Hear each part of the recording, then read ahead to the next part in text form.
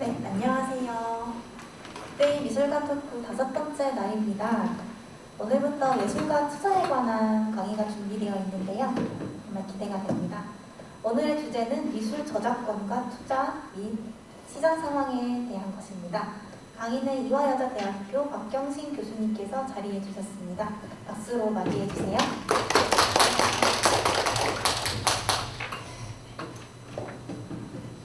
네, 안녕하세요.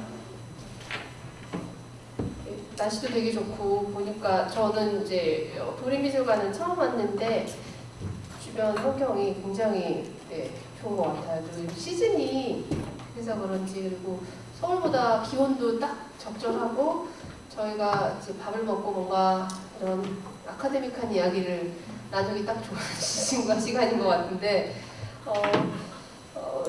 요즘 이제 뭐 미술 시장이 워낙 이슈도 많고 보도도 사실은 뉴스에도 한두 꼭지 이상은 꼭 나오는 것 같더라고요.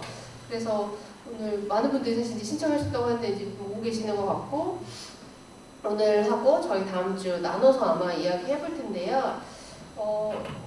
이 자리에 오신 분들은 아마 이제 이제 창작을 하시는 분들도 계시겠지만 미술 시장에 관심이 많으신 것 같고, 그래서 아마 이 강의를 신청하신 것 같고, 특히 이제 최근에 음악 같은 경우는 저작권을 조각으로 내가 구매도 하고 한다더라 이런 소식들도 간간히 들으셨을 텐데, 미술 관련한 저작권은 어떤 것들이 있는지 이제 방금 선생님께서 시장 상황이라든지 이제 이런 부분들 이제 언급을 해주셨는데, 일단 결론부터 처음에 말씀드리기 그런데 아직 사실 미술 저작권과 관련된 투자가 막 왕성한 거는 아니지만 특히 이제 미술 작품은 다른 음악이라든지 책이라든지 저희가 일반적으로 뭔가 창작물이라고 하는 것도 굉장히 특이한 특성이 있습니다. 그래서 미술품을 특히 이제 구매하시거나 하시더라도 이 저작권 부분에 있어서 유의하셔야 되고, 혹시라도 내가 저작권을 가지고 좀 이거를 상업화를 해보거나 좀 수익을 염두에 두고 계시다면 유의해야 될 점들이 있거든요. 그래서 그런 부분들에 대해서 한번 살펴보도록 하겠습니다. 최근에 이 드라마 재밌게 보신 분 계신가요? 어떤 드라마신가요?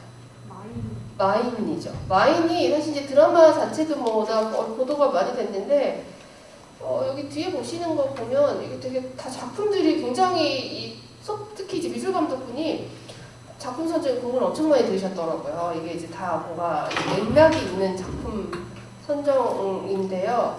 보시면 이거 되게 그냥 뭐지? 저 장난감 같은 건가? 라고 하시는데 여기 굉장히 인기 많아요. 허명옥 작가라고 이제 최근에 오칠이라든지 이제 이런 도시락 이런 것들 되게 유명한 분이 계신데, 지난번에 어떤 분이 식사하러 가셨는데 거기서 이제 허명옥 작가 도시락에 밥을 드린 다음에 도시락은 가져가시면 안 됩니다 이랬다고 하더라고요. 가격도 비싸고. 근데 이제 허명옥 작가님의 저 이런 토이 같은 경우도 최근에 워낙 이제 시장에서 인기가 많다 보니까 이렇게 노출이 됐고, 여기 지금 뒤에 등장하는 그림들이 나름 근데 주목받고 있는 작품들이 많이 나왔더라고요. 저희 엄마도 굉장히 재밌게 보셨던 드라마인데 많이들 보셨죠? 네, 신사와 아가씨.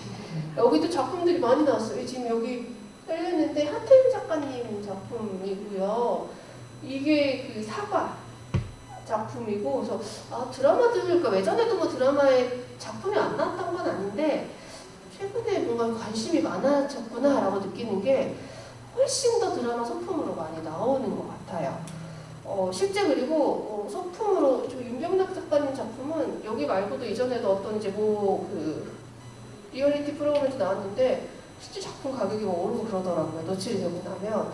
그래서 이제 저는 이제 작품 보면 누구 작가님 작품이 나왔네 라고 생각하면서 저거는 작가랑 허락을 받았을까? 아니면 화랑을 통해서 허락을 받고 계획 소품으로 썼을까? 이런 생각을 사실은 이제 하게 되는데요.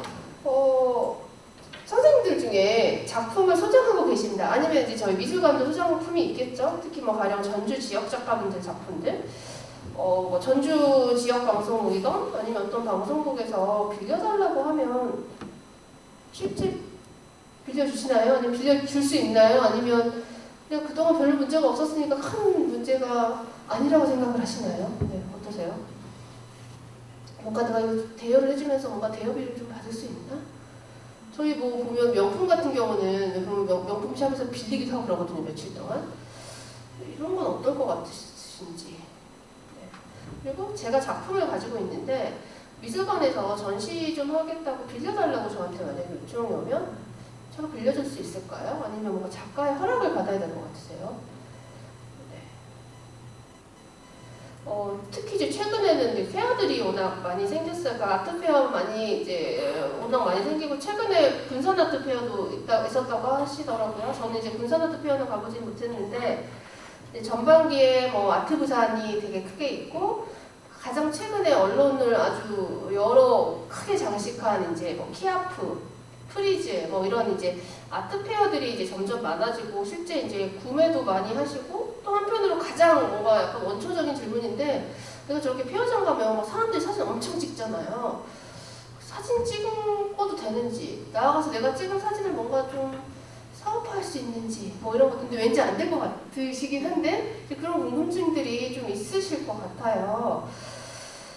가장 이제 근본적인 거 내가 페어에서 작품을 구매했으면 전시를 그냥 내가 마음대로 할 수 있는 건지 작가의 동의를 받아야 되는 건지 내가 구매한 화랑의 동의를 받아야 되는 건지 요즘은 사실 미술품 대여업도 굉장히 많이 생겼거든요. 온라인 뭐 플랫폼들도 많고 그 사람들은 그러면 이렇게 본인들이 구매한 작품을 뭔가 허락을 받고 이렇게 사업을 하는 건지 게다가 이제 최근에 이제 뭐 전주에서도 계속 지금 NFT 가게를 이제 저도 지난주에도 오고 했는데 굉장히 관심이 많으시고 실제 구매에 관심이 많으시더라고요.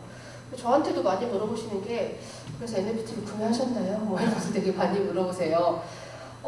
예전에는 저희가 이제 뭐 해야 아니면 뭐 조각품 이런 것들이 있고 전시를 하고 아니면 이제 방금처럼 페어에서 구매를 하는데 그거보다는 훨씬 더 매체가 다양해진 것 같아요. 이게 이제 대표적인 사례인데요. 작년에 제주도에서 포도뮤지엄에서 전시가 있었어요. 이제 그 전시 작품 중에 제가 개인적으로 되게 좋아하는 작가님인데 강혜란 작가님의 작업 이미지가 들어가 있었는데 제주도를 가기가 쉽지는 않죠. 사실은 일정도 짜야 되고. 그래서 이제 포도뮤지엄에서 그때 가상 공간에 미술관을 사실 이제 그대로 구현을 한 거죠. 작품도 볼 수 있고 또 이게 한 단계 어떻게 더 나아갔냐면 전시가 끝난 다음에 출품됐던 작품들, 그러니까 이게 실제 이제 전시가 됐던 작품인데요. 이게 그러니까 요즘 뭐 언론에 보도가 많이 되는 NFT로 발행이 돼서 판매를 했어요. 그래서 뭔가 이렇게 실물 작품 말고 요즘 뭐 NFT 산다고 하는데 이게 일반 작품처럼 사실은 제가 걸어놓거나 이렇게 할 수 있는 게 아닌데 이거 살 때 어떤 점을 유의해야 될까? 뭐 이런 것들 저한테 제일 많이 물어보시는 게 투자 가치가 있나요? 물어보신다실 거지. 그거는 아무도 모르는 것 같고, 네. 그리고 아무도 사세요라고 하시지 못하는 게 나중에 책임져야 되기 때문에 법적으로 그런 부분들이 있는데 저희가 이런 특히 최근에 일어나고 있는 다양한 이런 미술품 창작, 유통, 향유 관련해서 어떤 좀 저작권 문제가 있는지도 좀 살펴보겠습니다. 제일 궁금해하시는 게 이런 것 같아요. 그래서 내가 NFT를 구매하면 뭔가 이런 가상 공간에서 이렇게 전시할 수 있는지. 저희 예전에 싸이월드 같은 경우는 막 방 꾸미고 이런 거가 가능했잖아요. 그러면 내가 NFT를 구매하면 작품 이미지를 뭔가 내가 꾸민 나만의 전시장에서 걸어놓을 수 있는 건지 이런 부분들을 좀 살펴볼 텐데요. 실제 시장에서 미술품, 저희가 일반적으로 말하는 미술품만큼 최근에 이제 NFT에 대한 관심이 크고 조금 시장 상황은 나빠졌다라고는 하는데 그럼에도 불구하고 계속 뭔가 프로젝트는 진행이 되고 있는 것 같아요. 특히 이제 소위 말해서 좀 인기 있는 작가분들이 이 작가님이 김선우 작가인데요. 이 도도새 이미지로 굉장히 인기가 특히 그 MZ 세대들한테 폭발적인 인기가 있으세요. 그래서 팬층이 있어요. 이 작가님은 어디 가면 이제 아이돌들처럼 오프닝 때 이제 팬들이 가는데 이 작가분이 이렇게 실제 작품도 피지컬 아트도 판매하지만 NFT도 이렇게 발행을 했는데 이게 굉장히 에피소드가 하나 있다라는 거는 제가 뒤에서 말씀드리도록 하겠습니다. 이건용 작가님, 군산 지역에서 오래 사실 활동하셨고 군산대학교에서도 오래 강의하시고 지금은 이제 뭐 서울에서 주로 계시는 것 같은데 이건영 작가님 같은 경우도 비교적 사실 이제 시장에서는 좀 늦게 주목을 받긴 하셨는데 워낙 또 시장에서 인기가 많다 보니까 최근에 저렇게 NFT 아예 프로젝트가 새로 생겼어요. 그러니까 이 회사 같은 경우는 이제 갤러리 현대라고 우리나라 뭐 일반적으로 말해서 이제 탑 몇 위 안에 드는 갤러리가 별도 이렇게 NFT 업체를 따로 하나 만들었거든요. 그렇게 해서 지금 프로젝트가 요 이제 이건영 작가님의 작업과 관련된 이제 NFT를 발행을 하는 건데 아마 NFT에 대해서 특히 뉴스 보도도 되게 많이 되고 해서 막연히 이제 개념은 있으실 것 같은데 이제 NFT 관련해서 내가 이게 소비자로서 컬렉터로서 어떤 점, 특히 이제 오늘 저희가 저작권 이야기를 해봐야 되니까 어떤 점들을 좀 유의해야 될지 살펴보도록 하겠습니다. 제일 많이 물어보시는 게 또 이거세요. 내가 좋은 작품 가지고 있는데 이거 가지고 NFT 뭔가 발행해서 판매해도 되는지 어떨 것 같으세요? 뭔가 안 될 것 같으신 것 같으시죠? 왜 안 될지 저희가 좀 구체적으로 살펴보겠습니다. 요즘은 조금 예전보다는 줄어든 것 같은데 실제 예전에 되게 많이 이런 거 많이 하셨어요. 특히 이제 작품 오래 컬렉션하는 소장자분들이 나이 많으신 분들이 이제 본인들 작품 많이 가지고 계시니까 이제 작품들 몇 개 이렇게 골라가지고 달력이라든지 다이어리 만들어가지고 특히 이제 회사 운영하시는 분들은 연초 되면 이거 많이 선물로도 하시고 했거든요. 근데 왠지 좀 지금은 안 될 것 같기도 하고 저희 이런 것도 한번 살펴보도록 하겠습니다. 사진 많이 찍으시죠? 실제 미술관 오면 아마 이제 심지어 사진 촬영 금지라고 적어져 있는데도 사진을 찍으시더라고요. SNS에 되게 많이 올리시잖아요. 뭐 저도 제 개인 SNS에 작품 이미지 같은 것들 올리는데 심지어 뭐 저작권 강의하는 사람도 올린다고 하니까 올려도 되는 건가요? 네.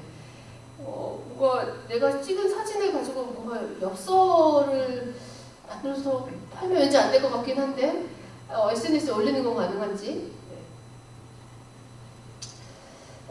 실제 요즘은 이런 일들도 좀 왕왕 발생하는 게 예전처럼 뭐 이렇게 그림, 조각품 이런 것들 말고 특히 이제 저희 이제 미술관 같은 경우는 보면 외부에 설치되어 있는 작품들 굉장히 많이 있잖아요. 그리고 전주도 보니까 이제 그 아파트들 새로 되게 많이 짓는데 아파트들 지으면 뭔가 꼭 작품이 들어가야 하잖아요. 저건 뭘 의미할까 잘 모르는 작품들.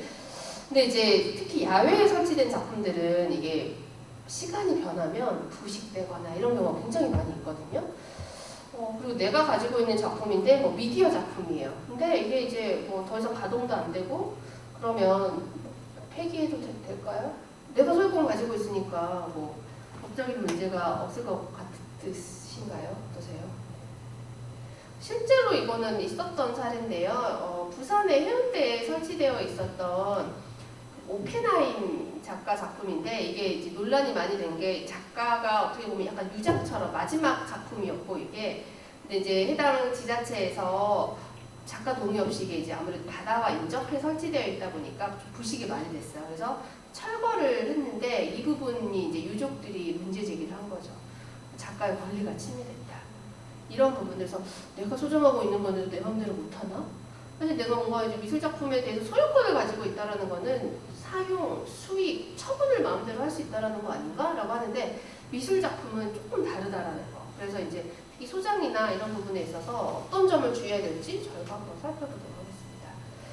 이게 사실은 이제 최근에 어떻게 보면 언론의 주목을 가장 많이 받은 작품이고 이것 때문에 뭔가 NFT에 관해서 계속 뭔가 논의가 끊임없이 있었던 건데 제가 아까 여쭤봤잖아요. 제가 박수근 작가 작품을 가지고 있어요. 환기 작품을 가지고 있어요.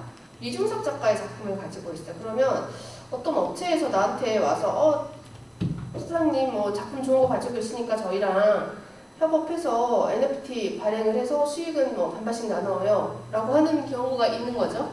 그래서 이런 것들 아까 말씀드린 대로 내가 소장하고 있으면 뭔가 이거를 어디까지 이용을 할 수 있는 건지 또 최근에는 이제 NFT를 구매를 할 때 다양한 문제들이 많이 발생을 해요. 특히 저작권과 관련해서 제가 뒤에서 설명 한번 드릴 텐데 이제 NFT라는 게 사실 토큰이거든요. 그러면 제가 어디 페어 가서 작품을 사듯이 작품을 제가 직접 가지고 오는 게 아니다 보니까 미술 분야 같은 경우는 어떤 형태로 거래가 많이 이루어지고 있냐면 토큰은 토큰대로, 토큰과 연결된 뭔가 디지털 파일은 디지털 파일대로 플러스 알파로 이렇게 브라운관이라든지 아니면 뭐 USB라든지 뭘 담아서 같이 제공을 하는 경우가 많이 있는데요. 그러면 제가 이제 이번에 이 NFT를 낙찰을 받았어요. 그리고 저 LG 올레드에 파일까지 같이 담겨져서 이제 집에 걸어놓을 수 있게 딱 받았는데 저걸 가지고 어디까지 활용이 가능할 것 같으세요? 가령 어떤 미술관에서 이거 저희가 전시하고 싶은데 빌려주세요 라고 하면 저 브라운관 TV에 담긴 파일 채 빌려줘도 되는 건지, 일반 작품이랑 똑같이 일반적으로 저희가 미술 작품이라고 하는 것들과 똑같은 선상에서 빌려줄 수 있는 건지. 이제 좀 오늘 뭐 NFT 이야기를 조금 많이 하게 될 게 이제 최근에 투자와 관련해서 제일 관심 많이 갖는 분야가 이제 이 분야니까 말씀을 드리는데, 아까 말씀드렸던 이제 이건영 선생님 같은 경우는 시장에서 인기가 많다 보니까 아무래도 다른 작가분들보다 또 특히 NFT 같은 이제 다양한 프로젝트가 진행이 많이 되려고 하는데, 이 작업은 사실 NFT를 진행하려고 했다가 프로젝트가 취소된 사례를 보시면 될 것 같아요. 이게 복잡한 권리관계 때문에. 왜냐면 작가분의 동의 없이 예전에 작가분이 어떤 갤러리에서 전시하면서 찍었던 영상을 가지고 해당 이제 갤러리에서 이거를 이제 뭔가 NFT를 발행하려고 했다가 작가분이 문제 제기를 하셨어요. 어떤 문제 제기를 했고 왜 이게 프로젝트가 중단될 수밖에 없었는지도 한번 살펴보도록 하겠습니다.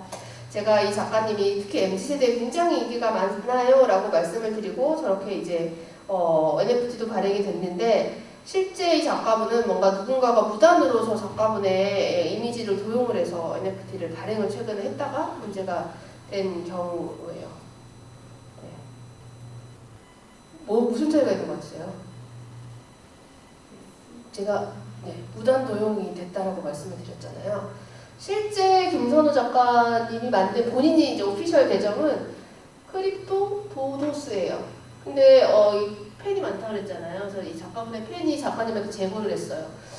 DOSS 계정이 하나 생겼다. 근데 작가님 알고 있느냐라고 해서 이거는 이제 이 작가분이 해당 이제 플랫폼에 내 저작권을 침해하는 NFT가 발행이 됐다라고 해서 이거는 이제 없어졌는데, 이거를 사실은 김선우 작가의 실제 계정인 줄 알고 어떻게 보면 구매자들은 피해를 입고 사실 보상을 못 받았어요.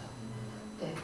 그래서 뭔가 이게 실물에 대한 구매 이런 것들은 사실 쉽지 않은데 이 NFT는 굉장히 구매가 쉽거든요. 그냥 전자지갑만 만드셔서 비교적 그리고 저가로 뭔가 내가 약간 작가의 작품을 가지고 있다라는 그런 만족감을 주기 때문에 쉽게 사실은 구매를 하시는데, 방금 말씀드렸잖아요. 소비자가 굉장히 피해를 입기 쉽고 구제는 받기 어려운 케이스라는 게 이것도 마찬가지인데요. 이게 이제 온라인상에서 개구리 짤로 되게 유명한 거잖아요. 보면 예전부터 유명한 짤인데, 소위 말해서 이 작가의 동의 없이 전혀 다른 제3자가 이거 가지고 또 NFT를 발행했다고 꽤 많이 판매가 됐는데, 이거는 이제 다 플랫폼에서 이제 거래를 중단을 시켰어요. 저작권 침해 문제로. 근데 이미 이게 1000몇 개가 다 판매가 된 상황이어가지고, 그 상황에서 구매자들은 사실은 피해 보상이라든지 이제 이런 부분들을 받기가 어렵죠. 왜 그러냐면요. 저희 온라인 쇼핑몰도 그렇고 뭐 옥션 같은 데도 그렇고 뭔가 문제가 생겼을 때 자기들은 책임지지 않는다라는 거를 항상 이용 약관에 넣어놓거든요. 면책 규정으로. 그래서 구매를 하실 때 이게 이 플랫폼이 결국 문제가 생기면 책임을 진다는 건지 안 진다는 건지 이런 여부도 사실은 최근에는 굉장히 중요한 소비자 보호 이슈로 떠오르고 있다고 보시면 되고, 그래서 대부분의 플랫폼들은 어떤 당사자에 대해서도 책임 안 지고 니네가 알아서 해라 이렇게 문제를 이제 회피해 가는데요. 그래서 저희가 이제 오늘 좀 저작권 관련돼서 어떤 점에 유의해야 되고, 뭐 약간 투자 요즘은 저작권도 막 쪼개서 판매하고 있다고 하는데 이제 그런 부분들에 대해서 시장 뭔가 전망이 어떤지, 그리고 어떤 점에 특히 유의해야 되는지, 특히 이제 오늘 저희가 이제 미술과 관련된 이야기를 할 텐데, 내가 소장품을 가지고 있다고 하면 어디까지 소위 말해서 상업적으로 활용할 수 있는지, 내가 어디까지 자유롭게 이용할 수 있는지에 대해서 한번 살펴보겠습니다. 그러려면 저희가 좀 딱딱하긴 한데 저작권에 대해서 살펴보아야겠지요. 네. 저작권이라고 저희가 일반적으로 이야기하는 것들에는 이런 것들이 다 포함되어 있습니다. 그래서 내가 사실은 소장자라고 하더라도요, 이 저작권과 소유권을 명확하게 구분을 하셔야 돼요. 익히 아시다시피 책을 산다고 하시더라도 책에 대한 소유권만 갖는 거지 소유권을 갖는 건 아니시잖아요. 그래서 보면 뭐 무단으로 스캔해서 공유하지 말아라. 그다음에 영상 같은 경우도 특히 이제 뭐 무단으로 다운받거나 복제해서 단톡방 이런 데 올리지 말아라 이렇게 하는 이유가 저작권은 사실 저작물이 담긴 매체, 그러니까 미술 작품도 마찬가지죠. 그러니까 미술을 작품에 대한 저작권과 미술품은 사실 별개라고 보셔야 돼요. 그러니까 내가 소유권을 갖는 거는 미술품인 거고 미술 저작물에 대한 저작권은 저작자가 갖는 거고 내가 이렇게나 돈을 많이 주고 130억이나 주고 한 개 작품을 샀는데 그러면 저작권은 뭔가 따라오는 거 당연히 따라오지 않고 명시적으로 저작권에 대해서 뭐 양도라든지 이용 허락을 하지 않으면 이용하는 데 있어서 굉장히 제한이 있는데 한 가지 말씀드리면 미술 저작물은 우리 법에서 굉장히 많은 예외를 인정해주고 있어요. 이게 음악이라든지 책이라든지 다른 그러니까 왜 저 요즘은 뭐 에디션도 많아지고 했는데 뭐 약간 유일성 이런 것들이 있고 사실 이게 소장하고 있는 사람의 소유권도 좀 보호해줘야 된다는 취지에서 예외적으로 소장하고 있는 사람에 대해서 일정 부분 허용을 해주고 있지만 원칙은 내가 소장하고 있는 작품이라고 하더라도 굉장히 이용에 있어서 한계가 있다는 것을 기억하시면 될 것 같아요. 그래서 그러니까 이런 것들이 실제로 그러니까 저작권 침해 문제가 빈번하게 발생하고 있다라고 보시면 될 것 같고요. 특히 소장자 입장에서 굉장히 유의하셔야 되는 게 바로 이 저작 인격권이에요. 저작자의 명예와 인격적 이익을 보호하는 권리. 저희 지금 보면 미술관들에서 전시할 때 특히 작가 이름 표시하고 뭐 작품 이름, 작품 제목 제대로 표시하고 이런 부분들이 사실 다 저작 인격권과 관련된 거거든요. 저작자에게 꼭 붙어있는 권리예요. 무슨 말이냐면 이거는 저작자랑 운명을 사실 같이 한다라고 보시면 될 것 같아요.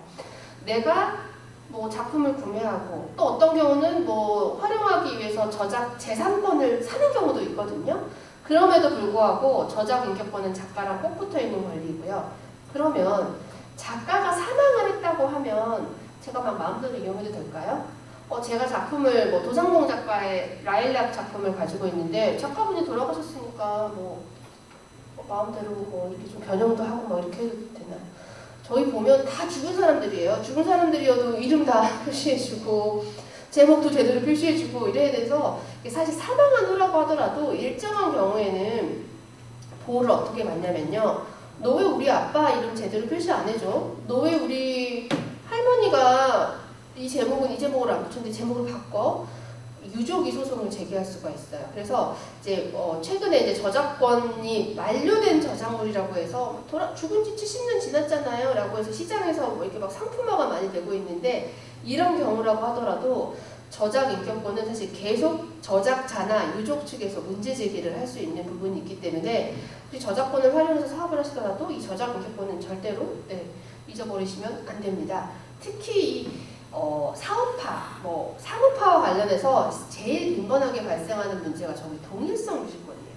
어떤 원작이 있는데 이제 보통 뭐 제품을 만들거나 이걸 이제 사업화하는 경우에는 똑같이 만들 수 없는 경우도 있거든요. 조금 변형이 가해지거나 뭐 약간 비율이 틀어지거나 이런 부분들이 있는데 그러면 이 동일성 유지권 침해 문제가 제기될 수 있어요. 저희가 일반적으로 작가 이름을 뭐 제대로 표시해주고 뭐 제목 제대로 표시해주고 이런 것들은 뭐 비교적 잘 시장 필드에서도 지켜지는데 이게 내용이라든지 형식이라든지 이런 부분들에 있어서 변경되는 부분들에 대해서는 약간 조금 간과하시는 부분이 있어요. 그래서 보면 뭐 가령 원래 조각 작품인데 사진으로 찍어서 이용하면서 이게 좀 내용이라든지 형태 부분이 뭐 비율이라든지 이런 것들이 좀 어그러진다라고 하면 동일성 유지권 침해 문제가 될 수 있어서 혹시라도 저작물을 활용해서 어떤 제품을 만드는 사업을 하실 경우 뭔가 내용이라든지 형식의 변경이 가해진다라고 하면 반드시 이 부분은 저작자 동의가 필요하고 저작자가 사망한 경우라고 하더라도 유족 측의 동의가 필요한 부분으로 보시면 될 것 같아요. 그리고 뭐 공표할지 말지 결정할 수 있는 권리도 사실은 이제 저작 인격권 중에 하나예요. 제가 어떤 작가 작업실을 갔는데 작품이 너무 좋은 거예요. 사진 찍어서 막 제 SNS에 올려요. 그러면 저는 저작 인격권 중에 공표권을 침해한 행위에 해당한다라고 보시면 될 것 같아요. 저작권과 관련된 투자, 시장 이렇게 말할 때 이제 직접적인 연관이 있는 건 바로 저작 재산권으로 보시면 될 것 같아요. 저작 재산권으로 보시면 될 것 같은데요. 저건 뒤에서는 이제 이거는 뒤에서 다시 자세히 설명드리도록 하겠습니다. 뭐가 바뀐 것 같으세요?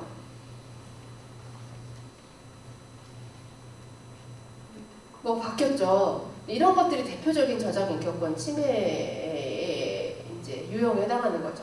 작가는 오른쪽으로 처음에 납품을 했는데 왼쪽처럼 이제 바꿔버린다든지 이런 것들이 이제 동일성 유지권 침해에 해당한다고 보시면 될 것 같고요. 혹시 여기 가보신 분 계실까요? 제가 굉장히 좋아하는 곳인데 제가 오늘 처음 슬라이드에 막 제목, 제 이름 적으면서 뒤에 배경 혹시 기억나시는 분 계신가요?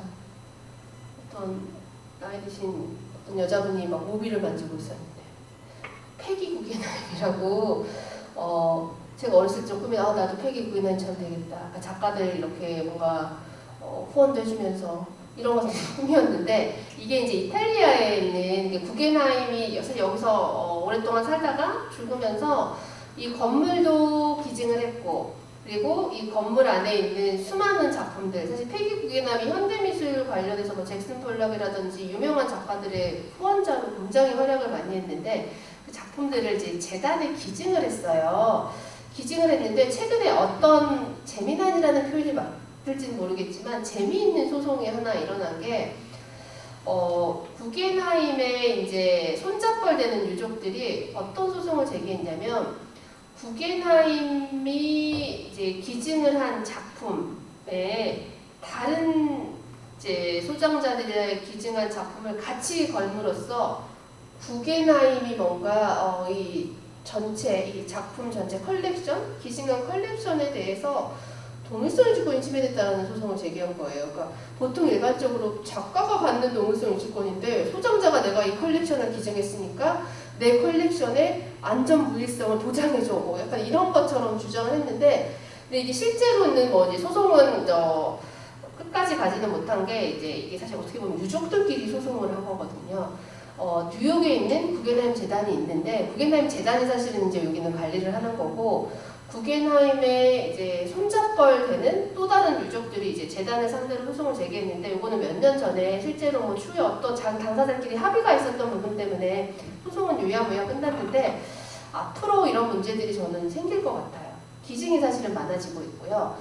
실제 소장자들 중에 어떤 생각을 가지고 있냐면 내가 기증한 작품은 딱 요 장소에서 내가 기증한 대로 전시되길 원해라고 요구하는 경우들이 있거든요. 그리고 어떤 경우는 제가 저 사람이랑 사이가 안 좋았는데 내가 기증한 작품 중에 기증한 작품 옆에 왜 제 거 걸어? 이런 것들도 사실은 있을 수가 있고 이건희 컬렉션이 사실 작년부터 굉장히 주목을 많이 받았고 이건희 컬렉션뿐만 아니라 이제 기증이 많이 늘어나면 방금 말씀드린 대로 이렇게 이제 기증 작품과 관련한 이거를 전체 기증한 작품들의 이제 각각의 저자는 따로 있지만 전체 컬렉션에 대한 뭔가 이 유일무이성, 완전성, 동일성 이런 부분들도 이게 저작권으로 볼 수 있을지 없을지 논란은 될 수 있겠지만 좀 논의가 될 것 같고요.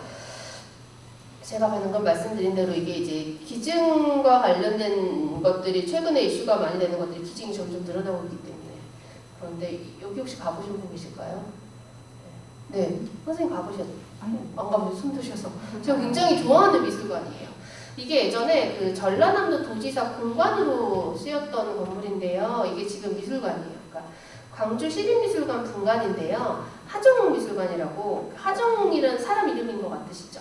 이분이 굉장히 많은 작품을 몇 년에 걸쳐서 사실 이제 광주시 기증을 하셨어요.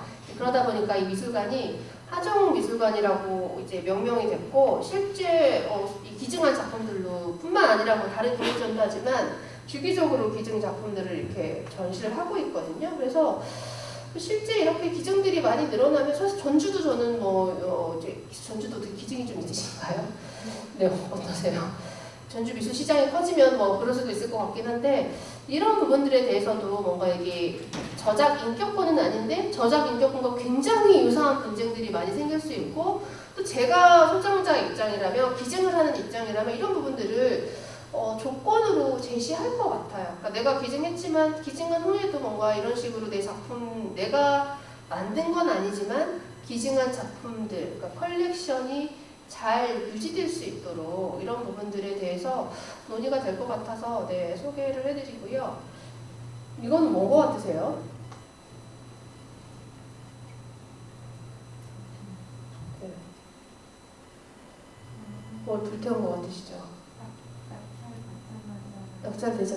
같은 작가예요. 선생님 되게 말씀하신 똑같은 뱅크시 작가인데 뱅크시 작가가 사실은 얼굴도 안 알려졌고 본명도 사실 잘 모르고 그 작가 중에 하나인데 뭐 몇 년 전에 이제 본인의 작품이 낙찰되는 순간 그 안에 설치된 뭔가 기기를 통해서 작품이 그냥 파쇄되게 했던 그 작가로 유명한데 이거는 작가가 직접 관여한 프로젝트는 아닌데 어떤 이제 그룹에서 이 작가의 작품을 산 다음에 불태운 것 같으시죠? 왜 불태웠냐면 작가의 작품을 산 다음에 이 그룹에서 우리는 이걸 가지고 디지털 이미지를 만들어서 NFT를 발행하겠다라고 하면서 NFT를 발행을 하는데 실제 작품이 있으면 이 NFT의 가치가 높지 않잖아요. 그래서 불태워버리죠. 이거 사실 유튜브로 생중계를 했거든요. 근데 사실 이런 뭔가 퍼포먼스가 있으니까 이 NFT가 굉장히 고가로 판매가 되긴 했어요. 이렇게 뭔가 소장을 하고 있는데 이렇게 폐기할 수 있나? 이거는 뭐 의도적으로 폐기한 건데 아까 제가 처음에 말씀드렸던 대로 작품 상태가 너무 안 좋아서 부식되거나 또 어떤 경우는 안전상 이유로 폐기해야 되는 경우 뭔가 작가의 권리와 충돌하는 게 있지 않을까라는 건데요. 실제 이거는 뭐 NFT 관련된 건 아닌데요. 비슷한 사례가 있었어요. 이거 작가의 작품을 소장하고 있는 소장처에서 이게 뭔가 민원이 되게 많이 제기됐다고 하더라고요. 이게 이제 그 도라산역이라는 역사에 설치가 된 작품인데 이제 거기 방문하신 분들이 뭐 이렇게 너무 음침하다, 여기랑 너무 안 어울린다, 그래서 민원을 막 제기하고 미술관 같은 경우나 아니면 공공에 좀 노출된 기관들은 의외로 이런 민원을 많이 받으신다고 하시더라고요. 그래서 작품이 철거가 됐는데 이게 철거로 그친 게 아니라 작가도 모르게 작품이 폐기가 돼버린 사건이 있었거든요. 그래서 이건 실제로 작가분이 소송을 제기하셨어요. 소장하고 있던 국가기관을 상대로. 동일성 유지권 침해 소송도 제기하고 헌법상 보장된 나의 작가로서의 인격권 침해 소송도 같이 제기했는데 이거는 이제 동일성 유지권 침해는 인정되지 않았지만 인격권 침해는 또 인정이 됐던 사건이 있습니다. 그래서 앞으로 뭔가 이런 작품의 소장과 관련해서 게다가 저희가 모나리자 그다음 이런 것처럼 막 몇백 년이 지나도 물론 그때그때 유지 보수를 해줘야 되지만 비교적 내구성이 강한 작품들이 많다면 굉장히 수명이 짧은 작품들도 많이 있거든요. 이제 그러면 소장자 입장에서 나중에 이걸 내가 더 이상 소장할 수 없는 상황인데도 끝까지 내가 가지고 가야 되나? 품에 안고 가야 되나? 그래서 이런 문제들이 생길 수가 있어요. 그래서 이제 이런 부분들에 대해서도 최근에는 이제 작가로부터 아예 작품 구매할 때 유지 보수, 수리와 관련된 매뉴얼을 아예 받으시거나요. 또 아니면 어떤 경우는 이제 작가가 직접 수리해주지 못하게 된 상황도 분명히 발생할 수가 있거든요. 이런 경우는 어떻게 해야 되는 건지, 그리고 일정 기간이 지나면 폐기해도 된다라든지 이런 부분들에 대해서 예전보다는 훨씬 더 꼼꼼하게 작품 살 때 계약서라든지 별도의 이제 부속서로 첨부가 되고 있다라고 보시면 될 것 같아서 미술 작품이 참 내가 사서 소유권을 가지고 있지만 그걸로 끝나는 게 아닌 것 같아요. 이런 사실은 세상에 하나밖에 없는 작품인 경우들이 많기 때문에 저도 그런다라고 보시면 될 것 같고요. 이것도 실제 이제 최근에 분쟁이 있었던 사례인데요. 작품을 소장하고 있던 기관에서 작가 동의 없이 작품을 원래 설치했던 장소에서 다른 곳으로 이전을 해버렸어요. 작가 입장에서는 기분이 나쁘죠. 그러니까 굉장히 그럴듯한 잘 보이는 장소에 작품이 설치되어 있다가 후미진 곳으로 작품이 옮겨져 버린 거잖아요. 이게 이제 공중에게 노출되어 있는 공간이다 보니까 작가가 알게 됐고 실제 동일성 유지권 침해 소송을 제기를 했는데 어땠을 것 같으세요? 법원이 누구 편을 들었을 것 같으세요? 혹시 작업을 하시는 선생님 계실까요? 그러니까 뭐 나는 작품을 소장도 하지만 작업도 한다. 네. 작업도 하시는 분이 계시는데 어떨 것 같으세요? 작가분이라면 내가 여기 분명히 설치를 했는데 왜 나한테 동의도 없이 장소를 저렇게 옮겨? 라고 하면 뭔가 기분도 나쁘고 소송도 제기를 한다면 법원이 과연 내 편을 들어줬을 것 같으세요? 어떠세요? 작가편을 들어줬을 것 같아요. 작가 편을, 네. 대부분 사실은 작가 편을 들어줬어야 하는 거 아닌가요? 라고 하시는데 반은 들어주고 반은 들어주지 않았어요.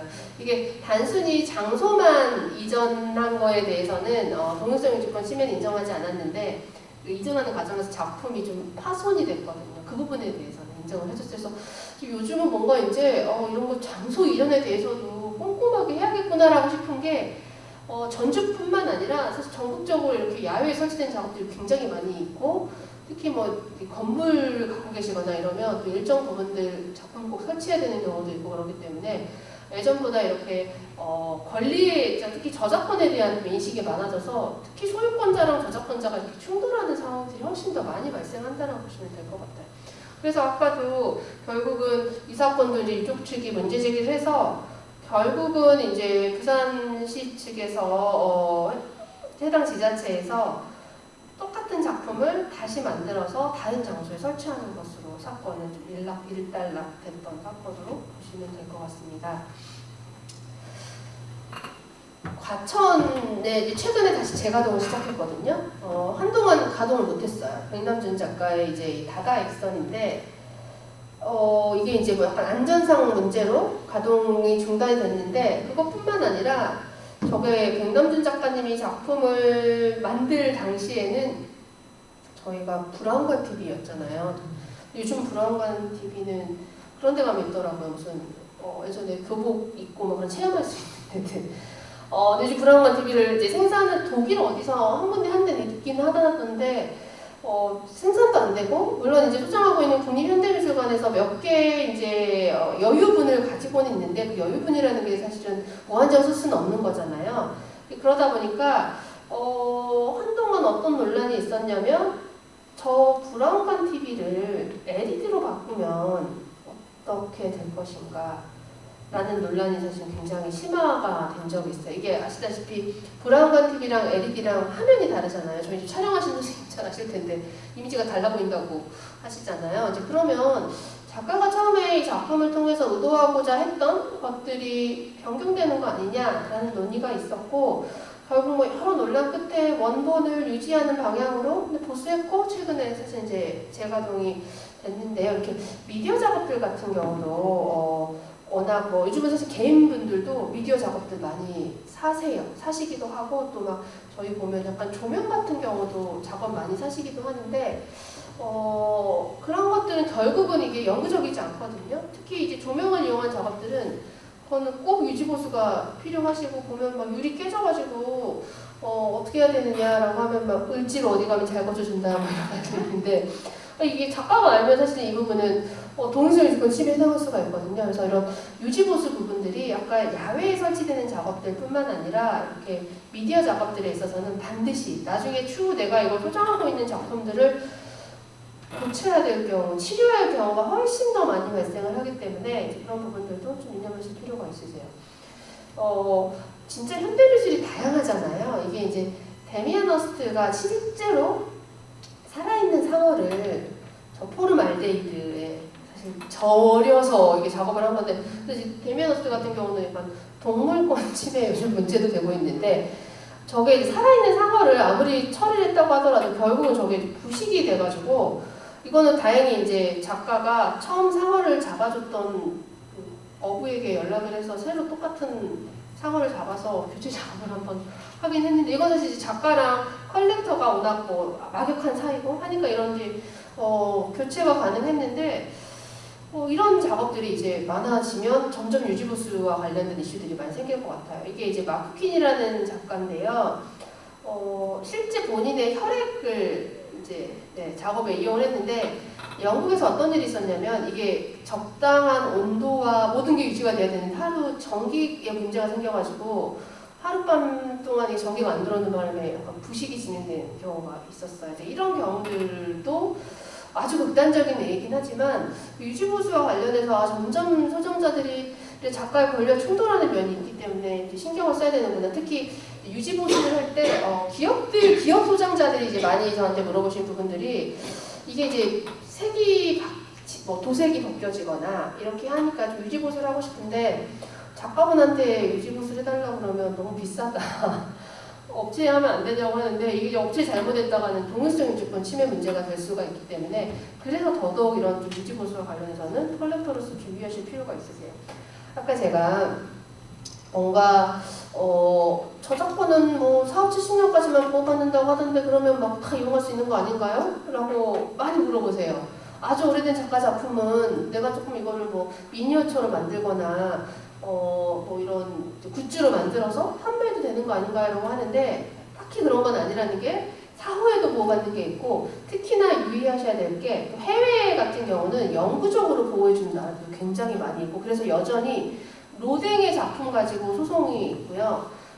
미켈란젤로의 다비드상 가지고도 여전히 소송이 제기가 되고 있는 게 퍼블릭 도메인, 그러니까 작가가 사망한 지 70년이 지났지만 이게 이제 변경하는 과정에서 저작권권 침해 문제가 발생할 수 있다라고 프랑스에서도 실제로 있었고 다비드상을 왜 여행사 홍보 자료에 그렇게 쓰느냐 이거는 동일성 유지권 침해다라고 해서 실제 이탈리아에서도 분쟁이 있었습니다. 그래서 아주 뭐 사망한 지 오래된 작가의 작품이라고 하더라도 특히 이제 뭐 해외 같은 경우는 이렇게 영구적으로 저작 인격권을 보호해주는 나라가 있기 때문에 그리고 예전에는 뭐 외국 작가 작품들 이제 가지고 와서 무단으로 막 사업하고 하셔도 별로 이렇게 사실 이게 들켜야 되잖아요.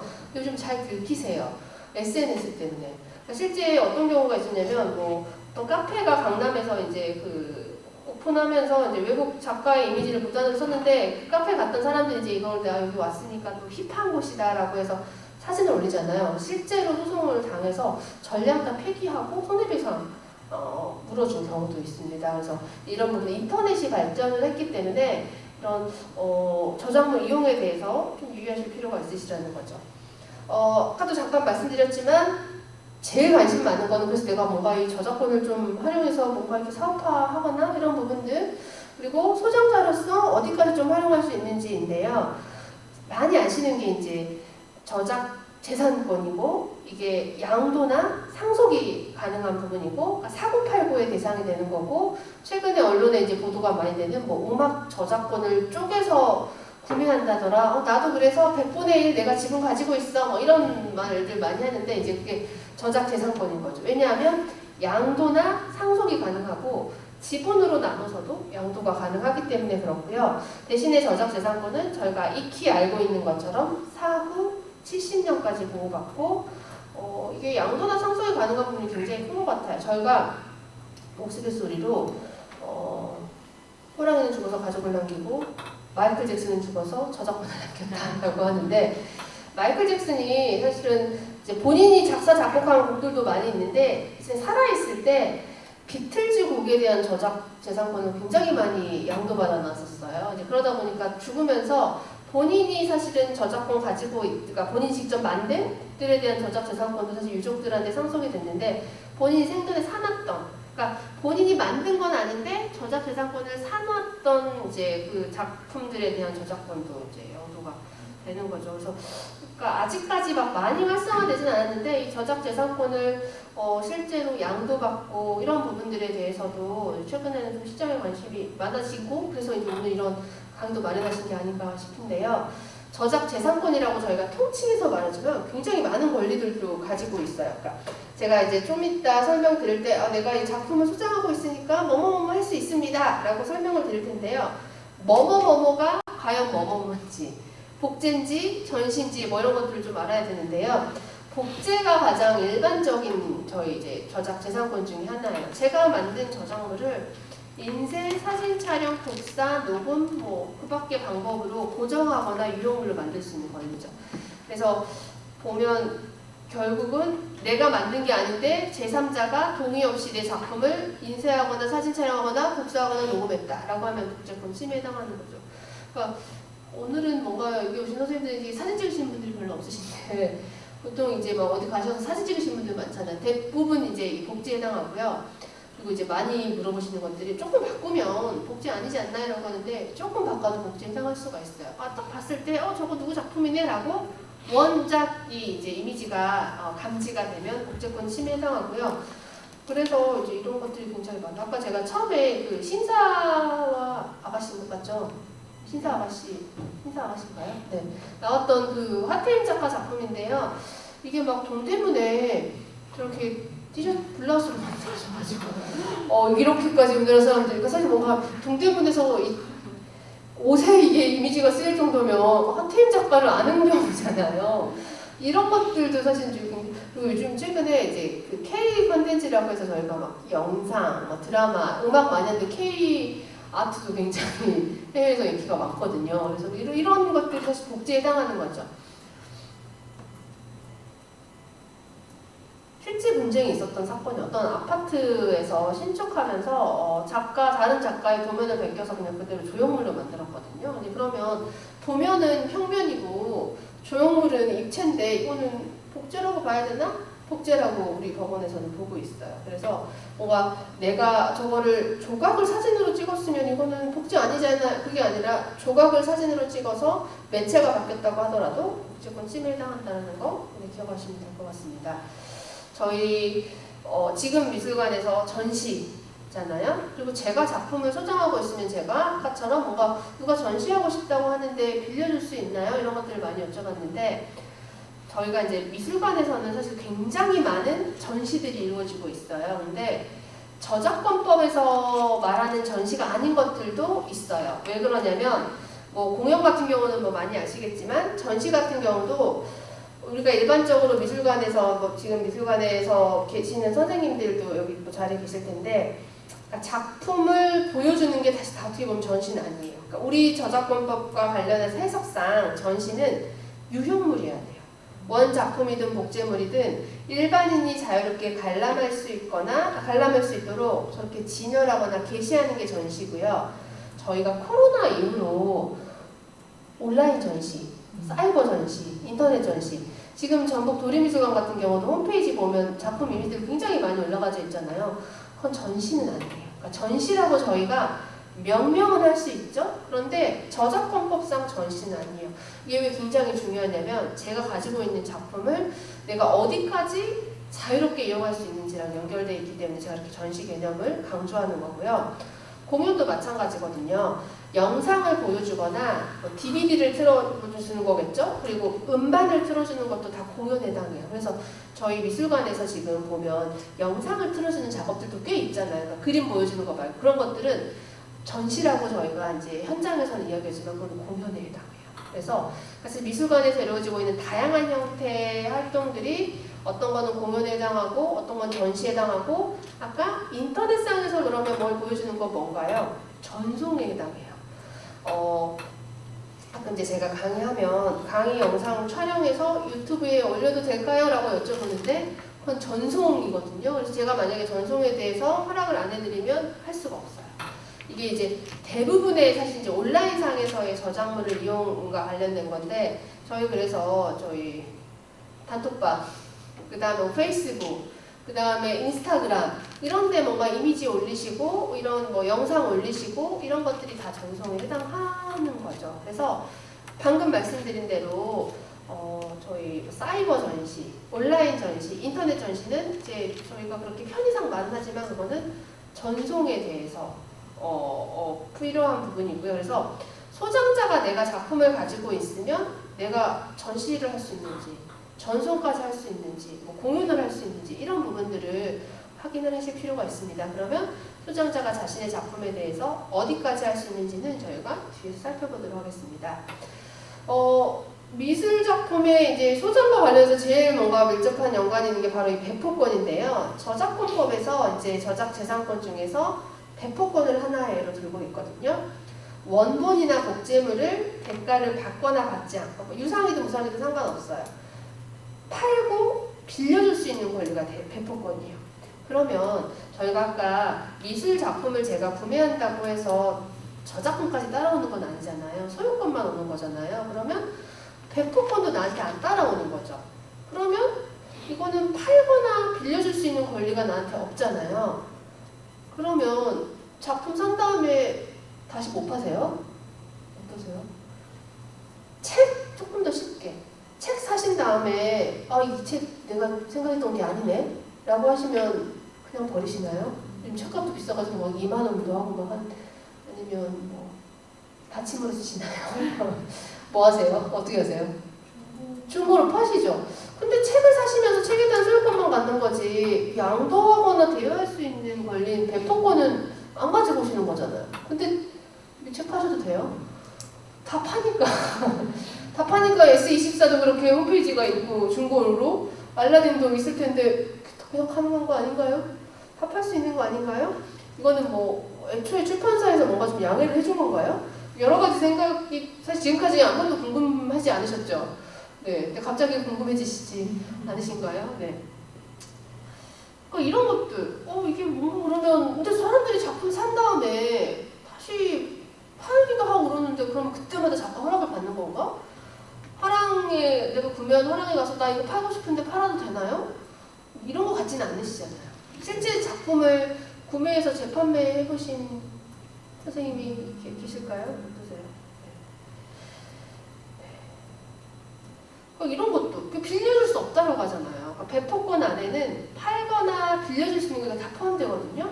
그러면 제가 작품을 가지고 있다고 하더라도 다시 말씀드리지만 소유권만 가지고 있지 팔거나 빌려줄 수 있는 배포권은 없는데 그러면 내가 작품 가지고 있고 빌려주고 싶어도 못 빌려주는 건가?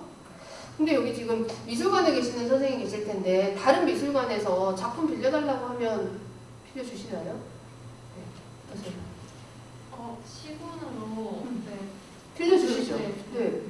그러니까 사실 이제 도 안에도 관할된 공간들이 많이 있는데 그거 그냥 빌려주셔도 되니까 빌려주시는 거겠죠? 네. 돼요. 가능해요. 법적으로 아무 문제가 없습니다. 그러니까 이렇게 하겠죠. 배포권이 원래 있어요. 저작권자에게죠. 그러니까 사실 저는 어떻게 보면 소유권만 가지고 있는 거지 배포권은 원래 없다라고 봐야 되는데 권리소진의 원칙이라는 게 있거든요. 그게 이름도 약간 장황한데 작가든 뭐 저작권자가 원본이나 복제물을 판매하거나 뭐 다른 방법으로도 거래에 제공을 하면 그 순간부터 배포권이 적용되지 않는 거죠. 그래서 제가 책을 사든 뭐 미술 작품을 사든 이거를 적법하게 구매를 하면 제가 설사 저작권을 가지고 있지는 않지만 그 순간부터 배포권을 저작권자가 주장하지 못해요. 그렇기 때문에 자유롭게 사실 판매도 가능하고 그래서 보면 저희 도서관 같은데요. 아마 이 권리 소진이 안 되면 대여 수만 권의 책을 대여해주려면 일일이 한 권 한 권 다 허락을 받아야 되는 거죠. 그리고 요즘에 이제 미술 관련해서 대여 플랫폼들이 굉장히 잘 되고 있거든요. 그러니까 보면 뭐 특정 그 업체를 거론하긴 그런데 뭐 땡땡땡 갤러리 이런 데들은 보면 실제 한 달, 두 달, 1년 이런 식으로 해서 그냥 렌트 해주는 데인데 거기도 사실은 어떻게 보면 권리소진의 원칙 때문에 구매를 하거나 해서 거래에 제공이 됐기 때문에 더 이상 대여에 대해서 이 부분은 작가라고 하더라도 문제제기를 할 수 없다라고 보시면 될 것 같습니다. 근데 예외적으로 보면 대여권이라는 게 하나 있긴 있어요. 그러니까 원래는 저작권이 있는 거고 배포권이 있는데 일정한 경우에 판매 등의 방법으로 거래 제공이 되면 배포권이 소진이 되는데 딱 두 가지. 음반이랑 저희 컴퓨터 프로그램 같은 거 있잖아요. 이런 거는 영리 목적으로 대여하려면 제가 아무리 적법하게 구매했어도 이거는 저작권자 허락을 받아야 되는 거죠. 그래서 보면 도서 대여점 이런 건 굉장히 많았는데 음반 대여점 이런 것들은 사실 거의 없었어요. 음반을 제가 아무리 적법하게 구매해서 수만 장을 가지고 있다고 하더라도 이걸 업으로 하려면 그건 작곡가, 작사가, 저작권자 허락을 받아야 되기 때문에 이런 사회가 있었다고 보시면 될 것 같습니다. 그리고 2차적 저작물 작성권이 있는데요. 원 저작물이 있고 요거를 이제 조금 변형하거나 편곡하거나 각색하거나 이런 것들이 이제 2차 저작물 작성권이고 저희가 상식적으로 생각해도 원래 있는 저작물을 이렇게 바꾸려면 작가의 동의가 필요하겠구나라고 생각이 드시는 거죠. 그래서 예전에 보면 막 소장자들이 이걸 가지고 약간 뭔가 좀 각색 비슷하게 아니면 색을 조금 바꾸거나 특히 이제 어떤 게 문제가 되냐면 제가 가지고 있는 사진 작품을 크로핑해가지고 이제 그 부분만 뭔가 달력에 쓰거나 뭐 이런 부분들이 실제로 문제가 되거든요. 그러면 이제 2차 저작물 작성권도 문제가 되고 아까 저희가 살펴봤던 동일성 유지권 침해 문제도 제기가 되고 사진이 사실 제일 이런 경우가 많이 있어요. 사진 작가분들이 아무리 이거 소장했지만 이거는 저작권과 관련된 부분이다 라고 해서 이제 문제 제기를 하는 거죠. 2차적 저작물 이야기 나왔으니까 한번 첫 번째 위에서 보시는 작품과 밑에서 보시는 작품 딱 비교해 봤을 때 아래 작품은 위에 작품의 2차적 저작물 같으세요? 어떠세요? 이게 어떤 분쟁이 있었던 거냐면요. 위에 작품은 이제 클림트 뭐 많이 우리나라에서 이게 굉장히 많은 생명의 나무라는 작품인데요. 어떤 작가분이 저기서 모티브를 따셔서 아래 작업을 하셨어요. 그리고 이제 본인은 나는 이제 원 작품인 클림트의 작품을 조금 수정 변경해서 2차적 저작물을 만들었다라고 이제 주장을 하셨는데 어떤 문제가 발생을 했냐면 사실 이제 클림트 같은 경우는 저작권 70년이 4, 70년이 지나서 저작재산권은 만료가 됐는데 중국에서 어떤 업체가 지금 아래 작업과 실제 이 작가님의 작업과 굉장히 유사한 이제 제품을 국내에 수입해가지고 판매를 한 거예요. 그래서 이제 이 작가분이 내가 클림트의 생명의 나무를 모티브로 한 작품과 유사하다. 나의 저작권을 침해했다라고 작가분은 주장을 했는데 그 중국에서 이 작품과 유사한 제품을 수입해서 판매한 업체 측에서 뭐라고 했냐면 클림트의 원작과 이 작품은 별로 차이 안 난다. 이거는 거의 복제에 불과하다. 클림트의 작품이 4, 70년이 지나서 저작재산권이 만료됐기 때문에 복제물에 불과해도 저작재산권이 없다. 우리는 저작권을 침해하지 않았다. 라고 주장을 한 거죠. 이게 이제 2차적 저작물이어야 하면 왜 중요하냐면 2차적 저작물이라는 거는 이제 클림트의 원작이 저작재산권이 만료가 됐어도 새롭게 2차 저작물을 만들었기 때문에 이거는 별도로 또 권리가 다시 70년까지 보호받기 때문이죠. 그래서 이게 이제 단순히 복제냐 2차적 저작물이냐에 따라서 이제 내가 저 무단으로 나의 작업과 유사한 제품을 만든 업체를 상대로 소송을 제기할 수 있느냐 없느냐의 차이로 이어진다고 보시면 될 것 같은데 어떤 것 같으세요? 2차적 저작물로 보이세요? 뭔가 2차적 저작물이라고 할 만한 뭐 수정이나 뭔가 이런 것들이 좀 가해진 거 새롭게 창작성이 조금 가미가 된 것 같으세요? 네.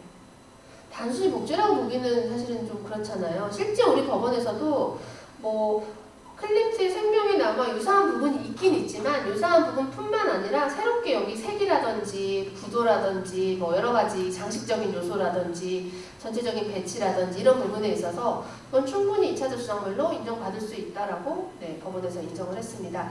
최근에 특히 이제 미술 이렇게 특히 사업화와 관련해서는 이제 작가들이 사망을 하고 나서 오래 지난 작가들 작업을 가지고 그대로 뭐 원화로 판매하는 경우도 있는데 이거 조금 적절히 저렇게 변형을 해서 새롭게 2차적 저작물로 만들어 제품 판매하는 경우도 꽤 많이 있어요. 이제 그런 경우는 어떤 점이 중요하냐면 원작은 저작권이 끝났어도 2차적 저작물로 제가 인정을 받으면 새롭게 권리를 주장할 수가 있잖아요. 게다가 원작이 저작권이 끝났다고 하더라도 2차적 저작물은 별개이기 때문에 원작이 끝났어요. 2차 저작물도 이렇게 되는 게 아니기 때문에 그래서 이렇게 좀 활용을 하는 경우들이 많아진다라고 보시면 될 것 같아요.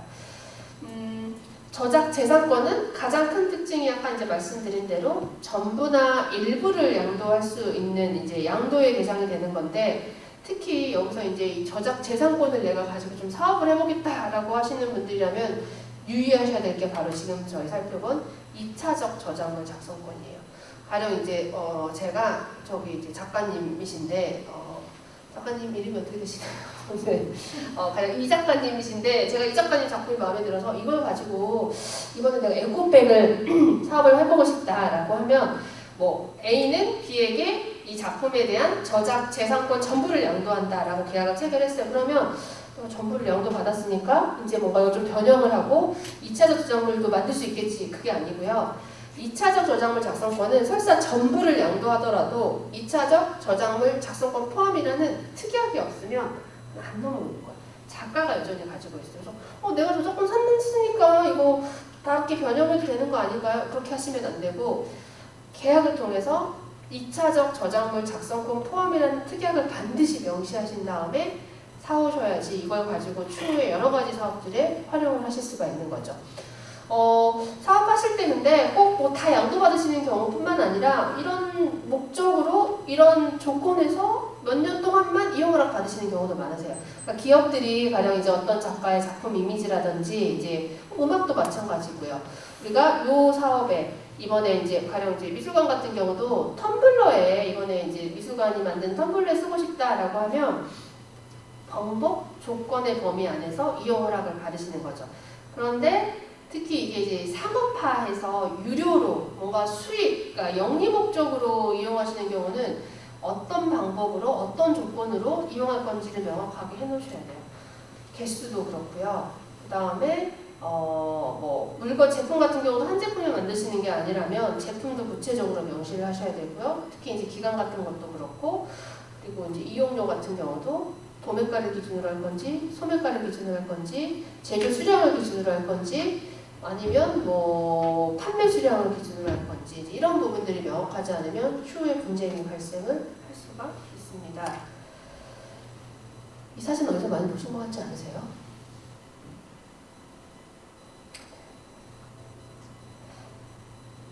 혹시 이 사진을 보신 적 있으신가요? 이 작가가 뭐 몇 년 전에 국내에서 막 전시도 하고 그랬고 사진 작가인데 시카고에서 사실 이제 본업은 매니 입주 네, 매니였는데 그러니까 여러 집들을 이제 다니면서 이제 이런 특히 그러니까 거리의 사진들을 되게 많이 찍었던 작가인데요. 이 작가는 사실 어떻게 보면 사후에 유명해졌어요. 미국 같은 경우에 가리지 세일이라고 해가지고 창고를 그냥 통으로 하나 판매하는 경우가 있거든요. 어떤 이제 소장자가 그 가리지 세일을 통해서 필름을 엄청 많이 샀는데 그 필름 안에 이 작가의 사진 촬영한 필름이 있었던 거예요. 근데 이날에 보니까 굉장히 작품이 좋은 거죠. 그래서 전시도 하고 본인이 이거 가지고 화보 그 사진작도 만들고 이렇게 했는데 이제 문제가 뭐가 됐냐면 필름을 구매한 사람이 이렇게 전시하고 사진첩 만들고 해도 되느냐라는 이제 문제가 생긴 거죠.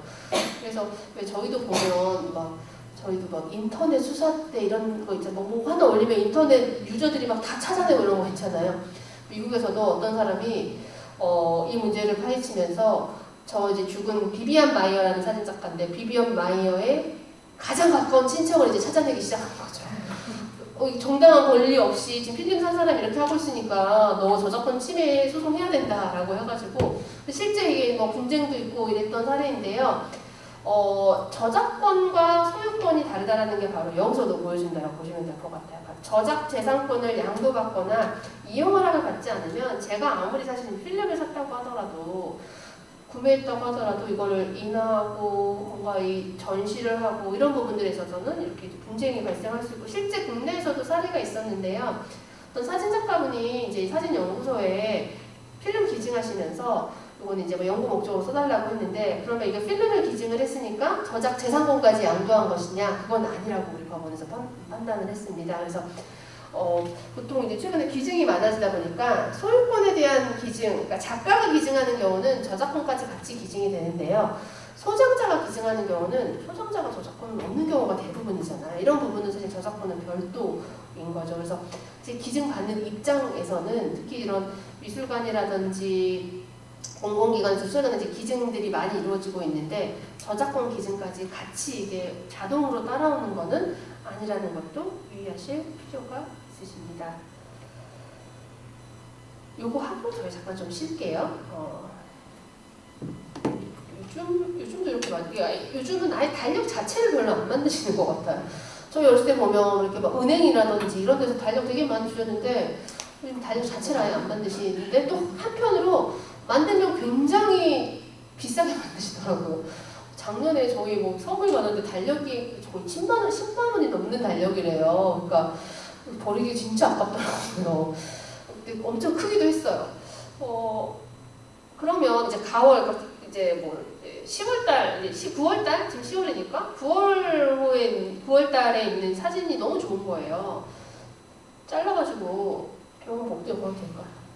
액자 해가지고. 제가 뭐 이거 프린트한 것도 아니고 그냥 그것만 딱 잘라가지고 예쁜. 가끔 보면 학교 이런 데서 환경미화한다고 그런 거 되게 많이 하는 것 같아요. 실제 이것도 소송이 있었어요. 실제 병원의 성형외과에서 직원이 달력에서 딱 사진만 잘라가지고 병원에 걸었는데 이거 어떻게 작가분이 알게 됐는지 모르겠어요. 근데 이 작가분이 그 덕유산이라든지 이쪽 지역도 사진 촬영 많이 하셨던 작가분이세요. 병원에서 어떻게 발견했을 것 같으세요? 네. 이거는 성형외과한테 손해배상하라고 했어요. 왜 그랬냐면 작가분이 사실은 이제 달력 업체에 이제 본인 이미지 쓰라고 줬을 거 아니에요. 그 이미지 쓰라고 준 거는 달력에 쓰라고 준 거기 때문에 이거 산 사람이 잘라가지고 병원 복도에 거는 거는 이용 허락 범위를 벗어난 거다. 그러니까 왜 그렇게 봤냐면 이 작가분이 달력에 쓸 때 자기 이미지 사용하도록 뭐 허락해준 대가랑 뭐 포스터, 그러니까 약간 매체마다 다 사용료를 다르게 책정을 하고 있고, 그러니까 본인이 이제 어떤 곳에 사용하냐에 따라서 뭐 프레임을 직접 해주는 경우도 있고 이런 것들을 감안을 했을 때 병원 복도에 거는 거는 애초에 이용을 허락해준 범위를 벗어났다라고 하는 거죠.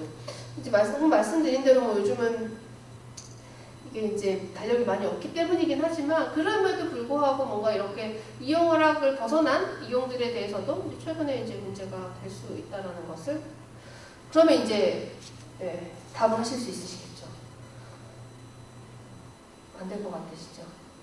저희가 잠깐 쉬었다가 이 NFT라는 게 도대체 뭔데 요즘 최근에 그렇게 뭔가 투자라든지 이런 부분들에 대해서 보도가 많이 되고 있는지에 대해서 살펴보도록 하겠습니다.